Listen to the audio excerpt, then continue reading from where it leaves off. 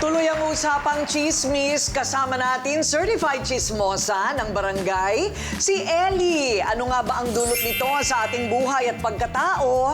Tatanungin naman natin isa pang eksperto, psychologist, Dr. Justin Chavez. So bakit sinasabi nila ang Pinoy medyo 2.0 pagdating sa chismis? Actually po, Ate Coring, ang mga Pinoy po kasi lagi tayong curious. Di ba? Pag alam mo po, may nagkukwentuhan, ano yan? Ano to? Because of the curiosity, ito po yung Filipino culture na. Pero kung pag-aaral po, psychologically speaking, yung mga tao po kasing we can call marites or chismosa, orally fixated po kasi sila. Nasobrahan po sila ng bata. Sila probably breastfeed or at some point, yung oral po nila is overly compensated. Kaya po nung tumanda sila, dahil po hindi po nila na-address yung orally needs po nila. Kaya po through the marites at chismis, dun po ang kanilang gratification at satisfaction. Dun Alam po mo, nila ngayon po. ako nakarinig ng ganyang paliwanag, na pag Yes, po. nagkulang ka ng breastfeeding, magiging chismosa ka. Yes po. Kulang ng oral stimulation ng bata. Yes po. Either kulang or sobra po, Ate Coring. It's either of the two. Yes po. So, hindi ka naman inaaway ng asawa mo, anak mo? Iniwan na nga ako eh. Ay, iniwan ka na? Kasi chismis. Ganon? Chismis tapos kasi nagiinom pa. Umiinom ka rin? Oh, ayun, habang nagchichismis kami. So ngayon, yung mga kausap mo habang yung katagayan mo ay chismosa Oo. din. Pwede ba ang class suit sa chismis? Hindi po. Ang chismis ay personal dun sa tao. Kaya kung Okay. 10 ang chinismis mo, maaari ka mademanda ng 10 magkakaibang habla. So lahat ng apektado ng chismis mo pagka natukoy, paano mo mapapatunayan naman na chismis yun galing sa kanya?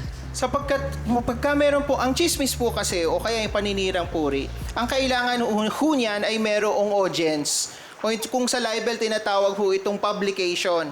Pero dun po sa kanila ay may nakarinig na iba.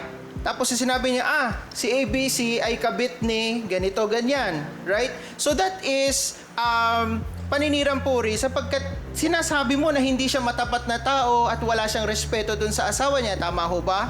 Kaya pag narinig ho yun ng ibang tao at nakarating dun sa biktima, maaari ho siyang maghabla at ang magiging witness niya ay yung mga tao na nakarinig doon sa mga paninirang salita. Ayun. Ano ang solusyon sa chismosa na hindi niya alam meron siyang problema? Probably po, Ate Coring, we can, yan kaya po, kailangan importante magpa-check po sa psychologist kasi po, possible, baka may problem na po and irritations, and we can check as well.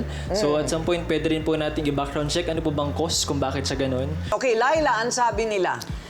May mga nagko-comment, Ate Coring, sa Facebook page natin. Sabi ni Mary Jane, yung kapitbahay daw nila, parang ikaw ate, napakang chismosa.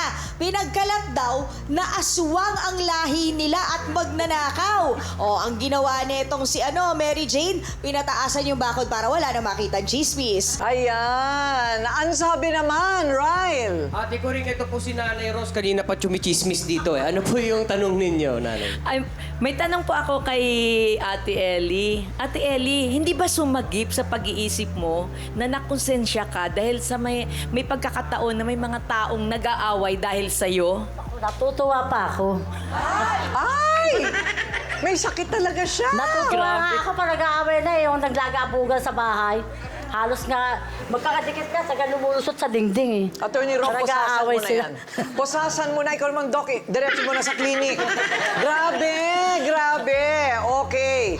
Thank you very much. Ikaw ay napaka-makatotohanan. Pero subukan mo lang akong i-chismis. Malalagutan ka sa akin. Ayan. Thank you very much, Attorney Rob. Thank you. Doc. Thank you.